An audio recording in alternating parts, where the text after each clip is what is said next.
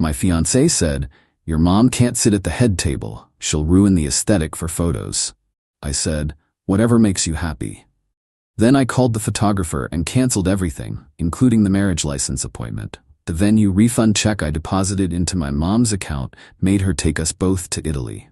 Original post I-32 male was supposed to get married in 2 months. Was. Past tense. Let me explain how one conversation about seating arrangements ended a 4-year relationship and a $35,000 wedding. My fiancée Victoria, 29, and I had been planning this wedding for over a year. Well, mostly her planning with me nodding along and writing checks. Country club venue, 200 guests, the works. My contribution was mainly financial. I make decent money as a software architect, and her event planning business was still getting off the ground. My mom, Patricia, 58F, raised me alone after my dad passed when I was 12. She worked 2 jobs to put me through college, never remarried, never complained. She's literally the reason I'm successful today. She's also the sweetest, most unassuming person you'll ever meet. Wears the same 3 church dresses on rotation, drives a 2008 Honda, wouldn't hurt a fly. Last Tuesday, Victoria and I were finalizing the seating chart. She'd been stressed about it for weeks, moving names around like chess pieces. Then she dropped this. "So I've been thinking about the head table situation." What about it? Well, traditionally it's just the wedding party. Bridesmaids, groomsmen. Right, but we agreed our parents would sit there too. Your parents, my mom. About that, I think your mom would be more comfortable at table 3. Table 3? That's not even close to the head table. I know, but hear me out. The aesthetic, the head table is going to be the focal point of every photo. Your mom is lovely, but she doesn't really fit the vibe we're going for. My brain short-circuited. The vibe? You know what I mean. My bridesmaids are all wearing designer dresses. My parents will be in Armani and Vera Wine. Your mom would feel out of place. You're saying my mother isn't good enough to sit at the head table at her own son's wedding? Don't be dramatic. She'll still be there, just at a regular table. With your aunt and cousins, she'll probably be more comfortable anyway. I stared at her, really looked at her. 4 years together, and I was seeing her clearly for the first time. Whatever makes you happy. Relieved smile. I knew you'd understand. It's just one day, and the photos will last forever. She kissed my cheek and went back to her laptop, probably to perfect her precious seating chart. I went to the bathroom, pulled out my phone, and started making calls. First call, the photographer, canceled. Lost the $2,000 deposit. Second call, the venue. Explained there was a family emergency and the wedding was off. They were surprisingly understanding. Since it was over 60 days out, they refunded 80% of our deposit. $8,000 back from the $10,000 we'd paid. Third call, the caterer. Same story. Got back $4,500 of the $6,000 deposit. Fourth call, the florist. Full refund minus a $500 processing fee. Fifth call, our appointment at the courthouse for next week to get our marriage license. Canceled. Took about 45 minutes total. By the time I came out of the bathroom, I'd effectively dissolved our wedding. Victoria was still on her laptop, humming to herself. "Everything okay, babe?" she asked without looking up. "Perfect," I said. That was Tuesday. Wednesday morning, I went to the bank and deposited all the refund checks into my mom's account, about $15,000 total. Then I texted her. "Surprise! Pack your bags. We're going to Italy next month, that trip you always dreamed about." She called me crying, saying she couldn't accept it. I told her it was non-refundable, lie, and I'd already taken the time off work, truth. I'd been saving my vacation days for the honeymoon. Thursday, I started looking for a new apartment. Friday, I signed a lease. Victoria still had no idea. Update 1, 3 days later. The bomb dropped Saturday morning. Victoria had invited her wedding planner friend Cecilia over to go through the final details. They were in the living room with champagne and binders full of fabric samples when her phone rang. The venue. I was in the kitchen making coffee, but I could hear everything. Victoria, hello? Yes, this is she. What? What do you mean? Canceled? That's impossible. Family emergency? What family emergency? She stood up so fast she knocked over her champagne glass. Cecilia was asking what was wrong. Victoria was getting louder. There must be some mistake. The Blackstone Morrison wedding, February 15th. What do you mean it was canceled by the groom? When? She spun around and locked eyes with me. I took a sip of my coffee. Victoria, I'll call you back. She hung up.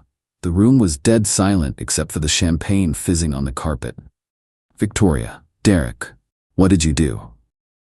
Me, canceled the wedding. Gasps. What? You canceled our wedding without telling me? Seemed like you were making all the decisions anyway, like where my mom gets to sit. This is about the seating chart? Are you insane? No, this is about you thinking my mother isn't good enough for your aesthetic, that she would ruin your photos. Oh my God, Victoria, you didn't. Shut up, Cece. Turning back to me, you canceled everything over one comment? One comment that showed me exactly who you are. Someone who values appearances over the woman who raised me, who sacrificed everything for me. Victoria started rage crying. Not sad tears, furious tears. Victoria, do you have any idea how this makes me look? I've told everyone. The invitations went out. My dress is being altered. My parents. Oh God, my parents. I'm sure they'll understand. Tell them there was a family emergency. This isn't funny. You've humiliated me. What am I supposed to tell people? The truth? That you didn't want my mom in photos?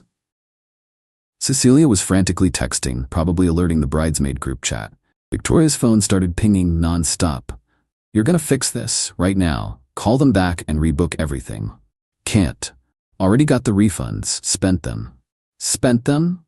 On what? Me, a trip to Italy, for my mom and me. We leave in 3 weeks. Her face went from red to purple. You're taking your mother on our honeymoon? No, I'm taking my mother on her dream vacation. With the money that would have been wasted on a wedding where she wasn't good enough to sit with us. Victoria picked up her phone. I'm calling my dad. He'll sue you for this. That was partly my money too. Actually, if you check our conversations, every vendor payment came from my account. I have the receipts. Your contribution was going to be the honeymoon, remember? This was technically true. She'd insisted on handling the honeymoon as her gift to us, while I handled the wedding costs. Thank God for that arrangement now. Cecilia whispered, Victoria, maybe you should. Victoria, get out. Cecilia grabbed her purse and practically ran. Victoria turned back to me, switching tactics. The tears turned softer, manipulative. Victoria, baby, please, let's talk about this. I'm sorry about what I said about your mom. I wasn't thinking. We can put her at the head table. Me, it's not about the table anymore, Victoria. It's about the fact that you thought it, said it, and expected me to go along with it. What happens after we're married? What other aesthetic choices would you make? Would our kids not be allowed in family photos if they didn't look perfect? You're being ridiculous. It was one comment. One comment that revealed everything. I'm moving out Monday. Where are you gonna go? Your mom's? Got my own place. Signed the lease yesterday. The realization that I'd been planning this for days hit her. The rage came back full force. You've been planning this since Tuesday? Walking around here, letting me plan, knowing you'd already canceled everything? Me, yep. You're a monster. No, I'm a son who loves his mother. And now I'm your ex-fiancé who's going to Italy. Update 2, 1 week later. The nuclear fallout has been intense. Victoria's dad, Robert, called me Sunday night. I knew this was coming. He's a corporate lawyer, used to getting his way through intimidation. Robert, Derek, what the hell is going on? Victoria's devastated. Me, she wanted to hide my mother at a back table because she didn't fit the aesthetic. I decided I didn't fit the aesthetic either. Don't be smart with me. You've cost us a fortune in deposits. Actually, I've cost myself a fortune. Every deposit was from my account. We paid for things too. You paid for the engagement party. The wedding vendors were all me. Check with Victoria. You're destroying my daughter's reputation over a seating arrangement? Me, your daughter destroyed our relationship when she revealed she sees my family as props to arrange for photos rather than people to honor. This is embarrassing for our entire family. Then maybe you should have raised her better. He hung up on me. Tuesday, Victoria's mom, Diana, tried a different approach. She showed up at my office.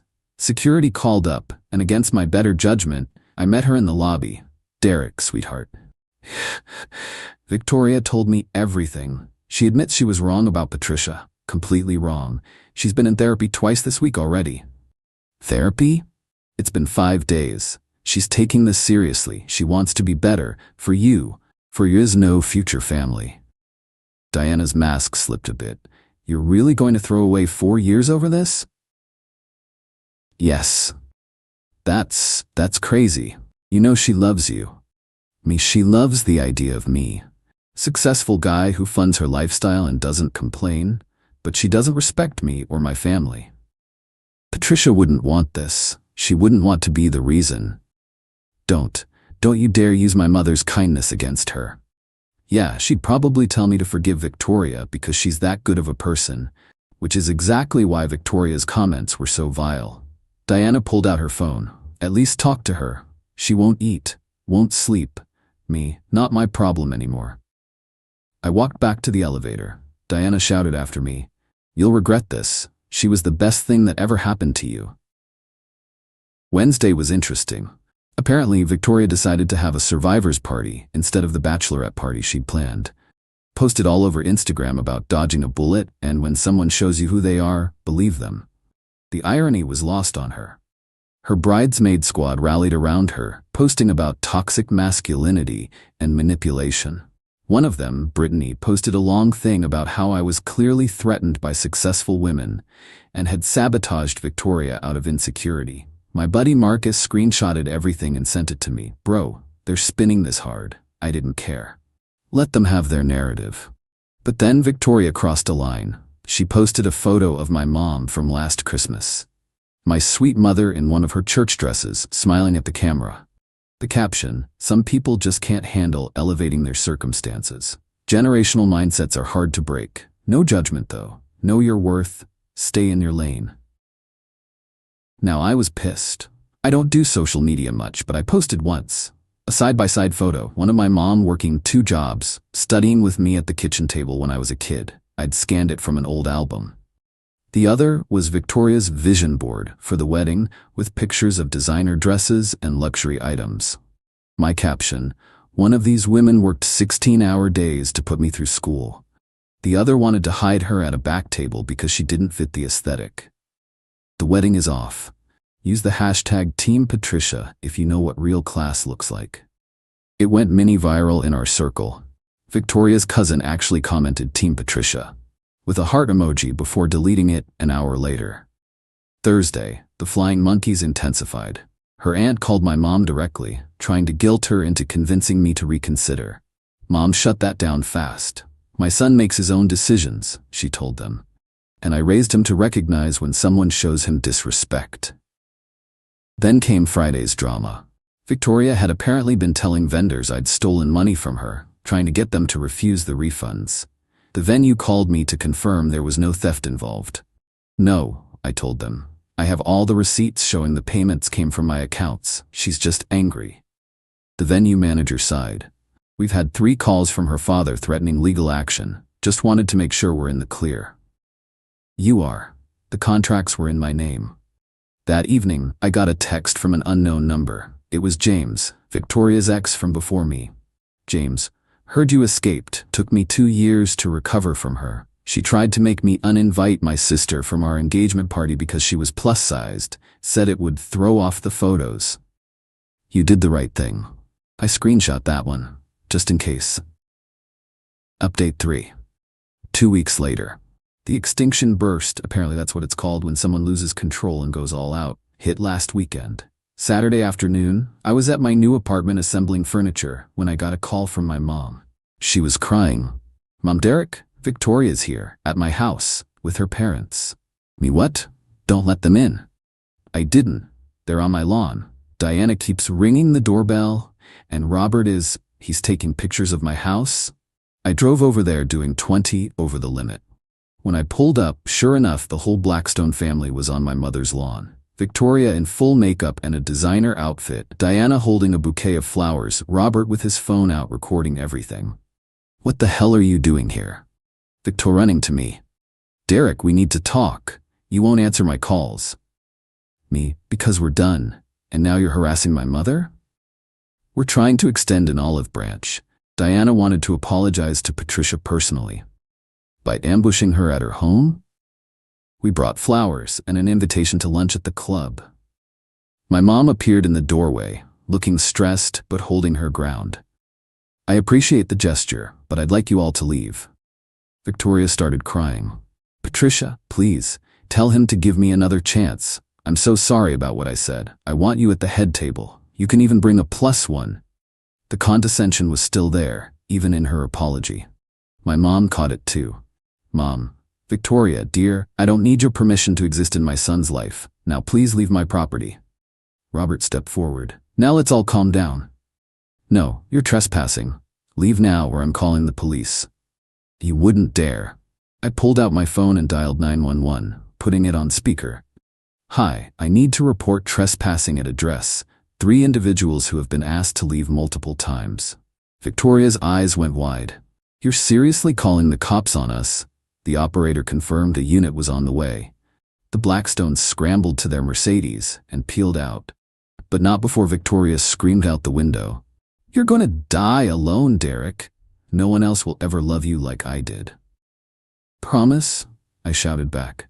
My mom and I went inside and had tea. She was shaking a bit. Mom, I'm sorry you're going through this because of me. Mom, no, I'm going through this because Victoria showed me who she really is. You just happened to be her target. That young woman has some serious issues. Yeah, and they're not my problem anymore. We spent the afternoon looking at Italy brochures and planning our trip. Mom had always wanted to see the Sistine Chapel and eat authentic pasta in Rome. We booked first-class tickets, because why not, and a nice hotel near the Vatican. But Victoria wasn't done. Monday morning I woke up to 82 text messages. Not from her, she was still blocked, but from various numbers she'd recruited. Her personal trainer, her hairdresser, her freaking nutritionist, all telling me I was making a mistake. The nutritionist actually wrote, Victoria is perfect marriage material. High-value women like her don't come around often. I replied, high-value women don't insult their future mother-in-law's appearance. Then came the package. Tuesday, UPS delivered a box to my office. Inside, a scrapbook Victoria had made of our relationship, a framed photo of us, and a letter that had to be 10 pages long. I skimmed it. Lots of our love story, meant to be, and working through challenges together. Page 6 actually said, I only wanted the best for our special day. You know I have an eye for these things. That's why you fell in love with me. I make everything beautiful. The narcissism was breathtaking. I threw it all in the office dumpster. Wednesday, she tried a new tactic. Mutual friends. People who'd been radio silent suddenly wanted to catch up. 3 different, hey man, wanna grab a beer, texts in one day. Tom was the most honest about it. Look, Victoria asked me to talk to you. But honestly, after hearing what she said about your mom, I'm on your side. Just wanted you to know. At least some people could see through the BS. Thursday was court papers, not real ones, just a threatening letter from Robert's law firm about potential damages and breach of verbal contract. My lawyer cousin Ashley laughed when I forwarded it to her. Ashley, they have nothing. Also, I looked into it. Victoria owes $11 in credit card debt, and her business has been operating at a loss for 2 years. She needed this wedding more than you did. That explained a lot, actually. Final update. 1 month later, I'm writing this from Rome. My mom is taking a nap after we spent the morning at the Vatican. She cried when she saw the Sistine Chapel. It was worth every penny of that wedding money. But let me wrap up the Victoria saga first. 2 weeks ago, the day before Mom and I left for Italy, Victoria made one last play. She showed up at my office with her friend Cecilia and someone I didn't recognize, a tall guy in an expensive suit. Security called up. I almost said no, then figured let's get this final act over with. Met them in the lobby. Victoria, Derek, this is Nathan. My therapist recommended we meet with a mediator. Nathan's a mediator? Nathan, relationship coach, actually. I specialize in high-value couple reconciliation. I actually laughed. High value? Did Victoria tell you why we broke up? Nathan, confident smile. She mentioned a misunderstanding about family dynamics and wedding planning stress. Me? She wanted to hide my mother at a back table because she didn't fit the aesthetic. Nathan's smile faltered. Well, sometimes we say things we don't mean when stressed. She meant it. She planned it. She defended it. Victoria, that's not... I was thinking about the photos. Me, exactly. You were thinking about photos instead of people. Nathan tried to recover. In my experience, most couples can work through these challenges with proper communication frameworks. How much is she paying you? That's not relevant. Me, it is if you're wasting both our time. There's no framework that fixes someone who sees my mother as a prop to be hidden. Cecilia piped up. Victoria's been doing the work. Show him the list. Victoria pulled out her phone, showing me what looked like a notes app. I made a list of all the things I appreciate about your mom. I glanced at it. Number 3 says she raised Derek well. That's about me, not her. I'm trying. Me, too late. Nathan, perhaps if we could schedule a longer session. No, Victoria, this is the last time I'm going to speak to you. Stop contacting me. Stop contacting my mother. Stop sending your family and friends after us. Move on. Victoria's face crumpled. I can't. I love you. Me, you love what I provided. Status, money, a wedding. You never loved me enough to respect my family. I turned to leave. Victoria grabbed my arm. Victoria, please, the wedding is in 3 weeks. Everything's ruined. My parents are furious. Everyone's laughing at me, and I already bought the dress. Should have thought about that before insulting my mom. Cecilia, you're being cruel. No, I'm being done. I walked away. Heard Victoria sobbing behind me, Nathan awkwardly trying to comfort her. That night, she posted on Instagram, sometimes the universe removes people from your life to protect your peace. Accepting this lesson with grace. Grace, right. The next morning, Mom and I flew to Rome. First class was amazing. Mom kept taking pictures of everything, even the little salt and pepper shakers. To remember, she said. We've been here a week now. Mom's having the time of her life. We did the Colosseum, the Trevi Fountain, she made a wish but won't tell me what, and more pasta places than I can count. She's picked up some Italian phrases and charms every waiter we meet. Yesterday, we were having dinner at this little family place near our hotel when Mom said something that hit me. Mom, you know what the saddest part is? If Victoria had just been kind, I would have worn whatever she wanted. Sat wherever she wanted. I just wanted you to be happy. I know, Mom. But I'm glad you saw her true colors before the wedding. Imagine discovering this after kids. She's right. The bullet I dodged wasn't just a bad marriage. It was years of having my family treated as second class. My kids potentially learning that money and aesthetics matter more than character. Oh, and the update on Victoria? My buddy Marcus sent me screenshots yesterday. Apparently, she's dating Nathan. Yep, the relationship coach. Posted about how the universe works in mysterious ways, and sometimes you have to lose what you thought you wanted to find what you need. They've been together 2 weeks. Already planning a conscious coupling ceremony for the spring. Nathan's ex-girlfriend commented, "Good luck with that. He owes me $3,000 and cheated with 3 clients." The comment got deleted, but not before half our mutual friends saw it. Meanwhile, Robert's been telling anyone who'll listen that I scammed his daughter out of a wedding. Diana's been posting passive-aggressive memes about men who can't handle successful women. And Victoria, she's selling the wedding dress on a resale site. Listed it as never worn, bought for wedding, ruined by narcissistic ex.